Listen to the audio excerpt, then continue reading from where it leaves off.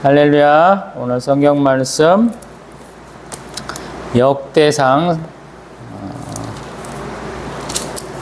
4장 보겠습니다. 역대상 4장입니다. 유다의 아들들은 베레스와 헤스론과 갈미와 훌과 소발이라. 소발의 아들 르아야는 야핫을 낳고 야핫은 아후메와 라핫을 낳았으니 이는 소라 사람의 종족이며 에담 조상의 자손들은 이스르엘과 이스마와 이빠스와 그들의 매지에 하술렐 분이와 그들의 아버지 분우엘과 후사의 아버지 에셀이니 이는 다 베들레헴의 아버지 에보라다의 맏아들 훌의 소생이며 드고아의 아버지 아술의 두 아내는 헬라와 나아라라.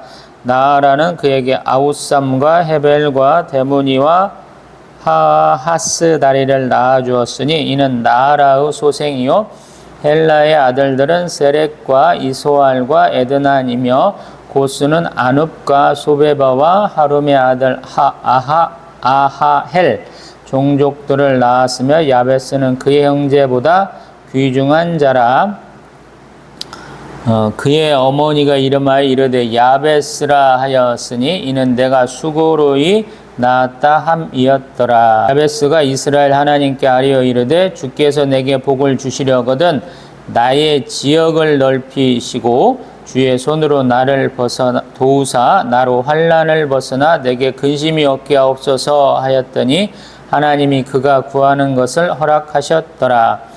수아의 형 글룹이 무힐을 낳았으니 무힐은 에스돈의 아버지요 에스돈은 메드라바와 바세아와 이르나아스의 아버지 드인나를 낳았으니 이는 다 레가 사람이며 그나스의 아들들은 온니엘과 스라야요 온니엘의 아들은 하닷이며 무오노데는 오브라를 낳고 스라야는 요압을 낳았으니 요압은 게하라심의 조상이라.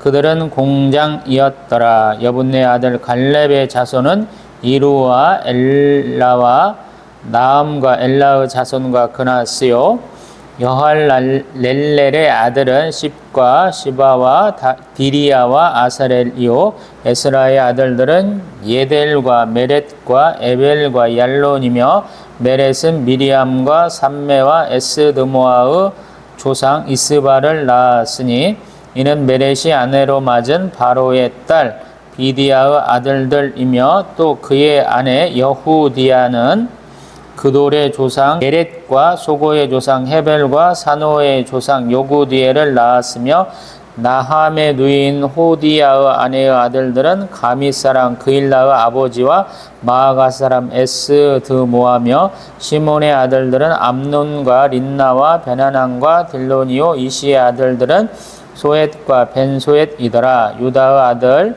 셀라의 자손은 레가의 아버지 에르와 마레사 아버지 라하다와 세마포 짜는 자의 집 곧 아스베아의 집 종족과 또 요김과 고셉의 사람들과 요아스와 모압을 다스리던 사랍과 야수비네암이니 이는 다 옛 기록에 의존한 것이라. 이 모든 사람은 토기 장이가 되어 수풀과 산을 가운데에 거주하는 자로서 거기서 왕과 함께 거주하면서 왕의 일을 하였더라. 시므온의 아들들은 느무엘과 야민과 야립과 세라와 사울이요 사울의 아들은 살룸이요 그의 아들은 밉삼이요 그의 아들은 미스마요 미스마의 아들은 함무엘이요 그의 아들은 사꿀이요 그의 아들은 시므이라. 시므에게는 아들 16과 딸 6이 있으나 그의 형제에게는 자녀가 맺지 못되니 그들의 온 종족이 유다 자손처럼 번성하지 못하였더라. 시므온 자손이 거주하는 곳은 부엘세바와 몰라다와 하살수알과 비라와 에셈과 돌락과 부두엘과 호르마와 시글락과 벳말가복과 하살수심과 벳비라와 사하라임이니 다윗 왕 때까지 이 모든 성읍이 그들에게 속하였으며 그들이 사는 곳은 에담과 아인과 림문과 도갱과 아산 5성읍이요 또 모든 성읍 주위에 살던 주민들의 경계가 바알까지 다다랐으니 시므온 자손의 거주지가 이러하고 각기 계보가 있더라. 또 메소박과 야물렉과 야마시아의 아들 요사와 요엘과 아시엘의 증손 스라야의 손자 요시비아와 아들 예후와 또 엘료에네와 야고바와 여소하야와 아샤야와 아디엘과 여시미엘과 분하야와 또 스마야 오대선 시무리의 현손 여디야의 증손 알론의 손자 시비의 아들은 시사이니 여기 기록된 것들은 그들의 종족과 그들의 가문의 지도자들의 이름이라. 그들이 매우 번성한지라. 그들이 그들의 양떼를 위하여 목장을 구하고자 하여 골짜기 동쪽 그돌 지경에 이르러 기름지고 아름다운 목장을 발견하였는데 그 땅이 넓고 안정되고 평안하니 이는 옛적부터 거기에 거주해 온 사람은 함의 자손인 까닭이라. 이 명단에 기록된 사람들이 유다 왕 히스기야 때에 가서 그들의 장막을 쳐서 무찌르고 거기에 있는 모님 사람을 쳐서 진멸하고 대신하여 오늘까지 거기에 살고 있으니 이는 그들의 양떼를 먹일 목장이 거기에 있음이며 또 시므온 자손 중에 500명이 이시의 아들 블라다와 느아랴와 르바야와 우시엘을 두목으로 삼고 세일산으로 가서 피신하여 살아남은 아멜렉 사람을 치고 오늘까지 거기에 거주하고 있더라. 아멘. 할렐루야. 아멘. 오늘 역대상 4장은 앞에 2장, 3장과는 조금씩 다르죠. 어찌 보면 1장의 내용은 좀 이스라엘 민족이 본격적으로 이루어지기 전, 소위 말해서 듣고 들었던 내용들에 해당하는 것 같고, 우리 2장부터는 자기들의 어떤 자랑스러운 다윗 왕의 계보, 유다 지파주에서도 좀 성했던 일들을 얘기하는 것이고, 또 3장부터는 왕들의 어떤 자손들에 대한 얘기를 하고 있고요. 또 4장부터는 왕들은 아니었지만 유다 지파 중에서도 조금 기억할 만한 일들이 있었던 분들에 대한 얘기를 하죠. 그리고 오늘 4장을 보다 보니까 지난번에도 말씀드려봤습니다만 우리 4절에 보면 베들레헴의 아버지 이런 표현을 하잖아요. 이것은 되게 그 성을 지었다, 그 성을 만들었다 하는 사람들에게 붙이는 그런 형식이고요. 또 우리가 성경을 보다 보면 굉장히 익숙한 야베스 기도가 오늘 나오고 있죠. 야베스는 형제보다 귀중한 자다 그랬는데 왜 그 이름을 붙였느냐 그랬더니 수고로이 나왔다 그래요. 어찌 보면 고통이다, 슬픔이다 그래요. 뭔가 사연이 있는 것이거든요. 그러다 보니까 좀 이렇게 유추를 할 수 있고요. 그래서 그 야베스의 기도가 우리 10절에 나오는데 주께서 내게 복을 주시려거든 나의 지경을 넓히시고 주의 손으로 나를 도우사 나로 환난을 벗어나 내게 근심이 없게 하옵소서. 아멘. 고통 중에 나왔는데 그런 고통 안 받았으면 좋겠어요 라는 얘기. 또 그 다음에 나의 지경을 넓히사 라는 것은 아마 활동 반경, 소위 말해서 자기의 영향력이 미치는 범위가 좀 넓어졌으면 좋겠다 하는 것이에요. 단순하게 거주 지역이 늘어날 수도 있고, 자기가 만약에 통치자라면, 한 지역의 수장이라면 어떤 이 다스리는 권역이라고는 표현이 좀 늘어났으면 좋겠다 이런 표현이죠. 우리도 살다 보면 그러잖아요. 많은 사람들이 코로나19 바이러스 사태 때도 밖으로 못 나가면 병이 나시는 분들이 있었잖아요. 자기는 활동적인데 좀 어디도 좀 많이 다돌아다녀야 되는데 못 다녀갖고 힘든 적이 있었잖아요. 그때 심지어는 제가 듣기로는 비행기를 탑승을 해가지고 어디 다른 나라, 다른 도시에 가는 게 아니고 공중에서 한 바퀴 돌고 다시 오는 게 있었다라는 얘기를 들었거든요. 우리가 사실은 우리가 태평양 지역의 연해에서 살고 있는데 저기 지중해변에 사는 사람, 북해에 사는 사람, 흑해에 사는 사람 이런 사람들하고도 교제했다는 증거들이 제법 나오죠. 어떤 사연으로 로마의 어떤 유물들이 우리나라까지 왔는가 모르겠는데 우리나라 중앙박물관, 중앙국립박물관, 국립중앙박물관에 가면 여러 나라의 어떤 그 보물급 유물들이 많이 전시돼 있죠. 어떤 경로로 왔는지는 모르겠지만 뭐 일본권을 받았다는 둥 뭐 했다는 것도 있지만 실제로 우리 한반도에서 발굴이 되어 갖고 있는 것들이 있는데 그 주중에서는 저기 정말로 멀리 있는 로마 것도 있다라고 그러잖아요. 사람들은 그렇게 교류했다는 거야. 우리가 뭐 실크로드만 유명한 걸로 알고 있는데 그 이외에도 바닷길도 있고 다양한 길이 초원의 길이 있었다라고 얘기하잖아요. 이스라엘도 마찬가지. 제가 항상 이스라엘은 땅은 굉장히 좁은 땅이에요. 사람도 얼마 안 살았어요. 그러지만 그것이 메소포타미아 지역에서 이집트로 가는 지역이 있기 때문에 양쪽으로 동서로 쭉 뻗어갈 수 있고요. 또 남쪽으로는 우리 아라비아 반도를 통해서 더 밑으로 내려갈 수 있고 또 위로는 뭐 우리 터키 지역, 뭐 그리스 지역을 통해서 더 이제 유럽 지역으로 뻗어나갈 수 있는 그런 지역이 있기 때문에 나중에 우리 이제 사도행전에 보면 우리 15개국 언어로 우리 예수 그리스도의 제자들이 예수 그리스도 하나님 나라의 큰 일을 증거하는 것을 우리가 볼 수 있잖아요. 그렇게 중요한 지역이기 때문에 아마 충분히 할 수 있는 것 같다라는 거. 대한민국 땅 좁다고 많이 다니시는 분들 많잖아요. 국토 종단 뭐 걷는 것도 하시고 뭐 우리나라 백두대간 다 산 타보시겠다 하시는 분도 있고 그런 것과 같은 의미가 아닐까 싶어요. 아무튼 자기에게 있는 상황을 조금 더 벗어나서 더 성장하고 발전하는 모습이 되고 싶습니다 하는 기도에 참 감사한 거죠. 어찌 보면 자기가 처한 상황에서 벗어나기 위해서 더 성장하고 더 확장하기 위해서 이런 기도를 한 거니까 굉장히 은혜롭죠. 저희에게는. 그 다음에 쭉 다른 사람들의 어떤 족보가 쭉 나와요. 그리고 조금 색다른 것은 18절에 보면 바로의 딸 비디아 아들들이다. 그래서 조금 특이하게 볼만한 것들이 있어요. 그렇게 언급되는 것이 우리 15절 여분네의 아들 갈렙이 언급됩니다. 이 사람이 누군지 저희들 잘 알고 있잖아요. 우리 많은 사람들이 두려워서 떨 때 우리 모세도 죽고 이렇게 여호수아하고 자기만 12 정탐꾼 중에서 최후로 살아남으신 분들이잖아요.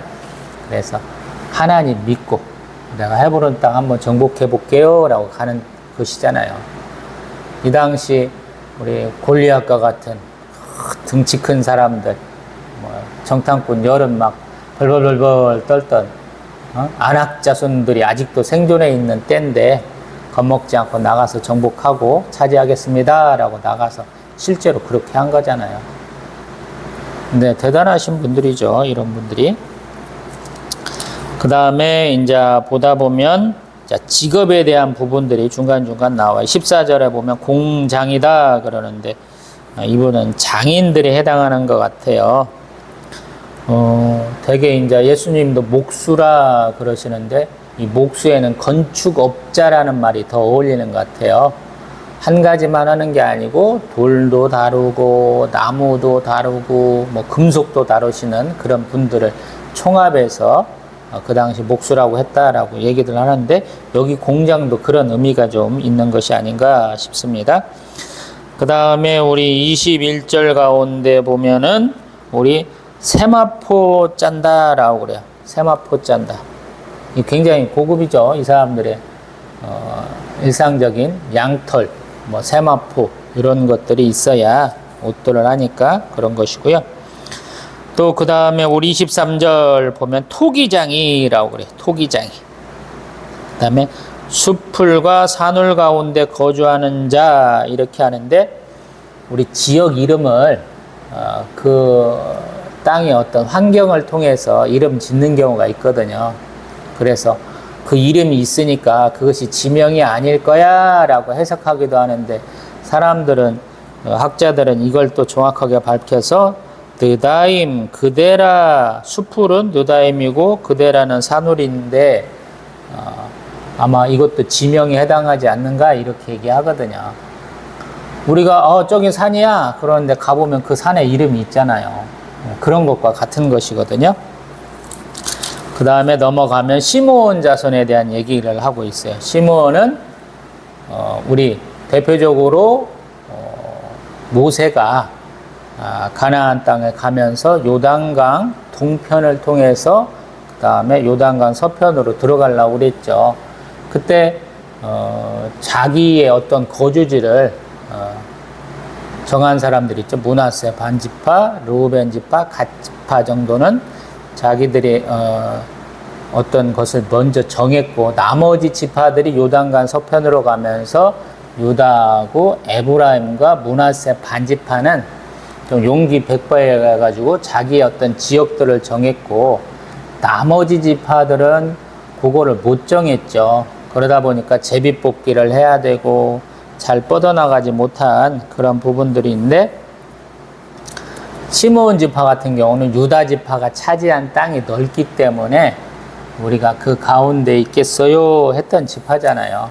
그래서 이 사람들의 거주지가 우리 28절부터 31절까지 나오는데, 부엘세바, 몰라다, 하살수알, 빌하, 에셈, 돌랏, 부두엘, 호르마, 시글락, 벳말가봇, 하살수심, 벳비라, 사하라임, 이렇게 얘기하고 있는데, 이 땅이 아마 지금 우리 가자지구 있죠. 그 밑에 남쪽 부근으로 이렇게 있던 지역이 아닌가 싶어요. 지금 이스라엘하고 이집트 그 경계선, 국경선 그 부분에 있는 지방이 아닌가 싶습니다. 그러고 우리 27절에 얘기하는 것처럼 시므이에게 아들 16, 딸 6이 있으나 그의 형제에게는 자녀가 못 되었다. 그들의 온 종족이 유다 자손처럼 번성하지 못하였다라고 얘기해요.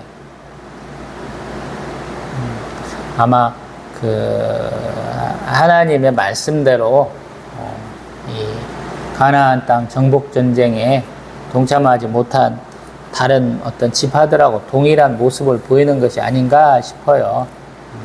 좀 힘있게 이렇게 뻗쳐나가야 되는데 철병거가 두렵고 그들의 어떤 전투력, 신장들, 그런 것들의 두려움을 많이 느꼈을 거예요. 왜 그러냐면 철병거가 있다는 것은 이 사람들이 벌써 철기 문화에 해당하는 것들이 있다라는 것이거든요. 근데 우리 사울왕 때도 보면 사울왕과 므낫세만 무기가 있었다 그래요. 다른 사람들은 농기구가, 철제 농기구가 있기도 한데 그것들 수리하려면 우리 블레셋으로 넘어가서 수리해 갖고 와야 된다라고 얘기하거든요. 쉽게 말하면 우리 대한민국이 지금 전 세계에서 국방력이 강한 나라로 꼽히잖아요.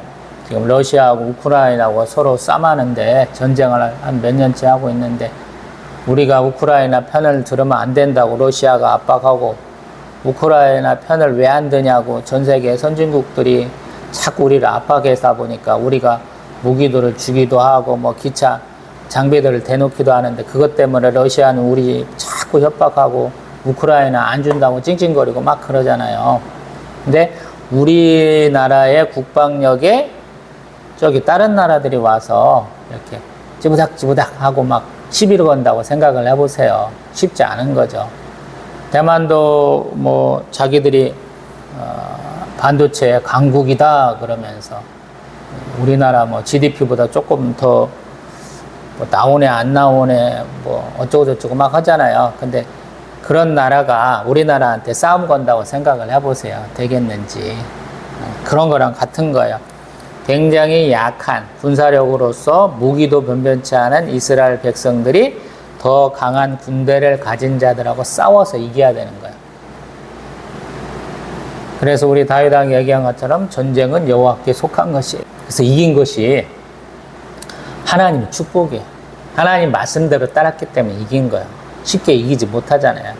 여리고성 막 일주일 내내 돌고 마지막 날 7번째 돌면서 소리 질러갖고 성벽 무너지고 가서 이긴 것도 기적적인 것이지만, 그 다음 전투들 보세요.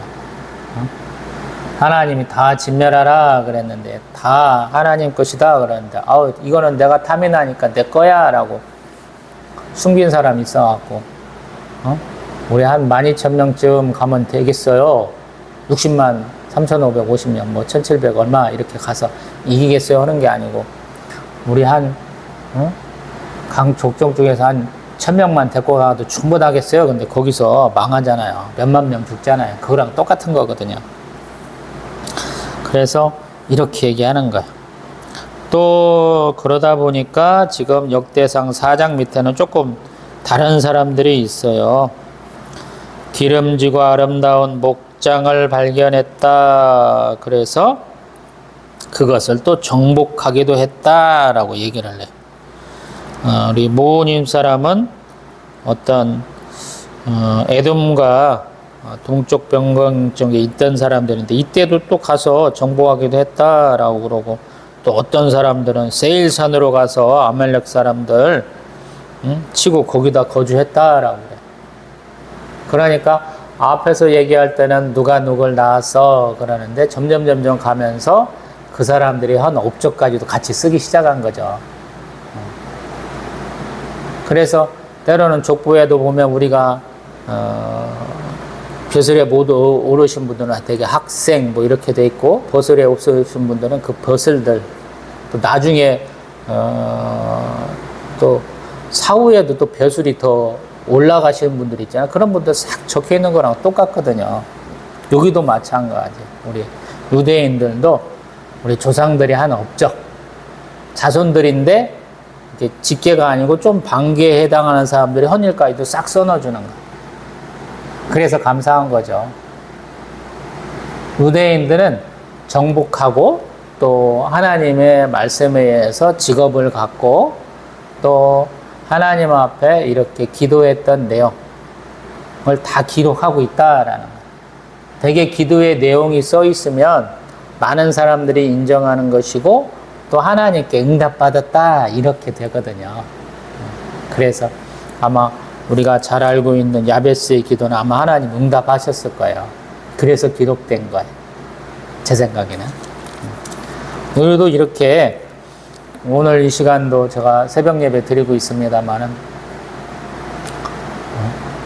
하나님 앞에 드린 조그마한 기도도 하나님이 다 들으세요. 우리가 막 예수님 중언부언 하지 말라 그러셨는데 우리는 말 많이 해야 되는 줄 알죠.